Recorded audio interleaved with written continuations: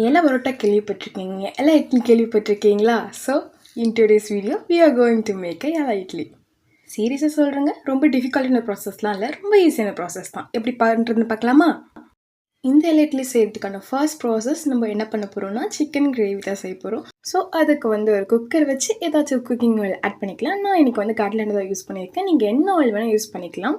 இந்த கிரேவியை நீங்கள் ஆயில் இல்லாமல் கூட குக் பண்ணலாம். எனிவே அது உங்களோட விருப்பம். ஆயில் நல்லா ஹீட் ஆகிடுச்சு. இப்போ நம்ம கொஞ்சோண்டு சீரகமும் சோம்பும் ஆட் பண்ணிக்க போகிறோம்.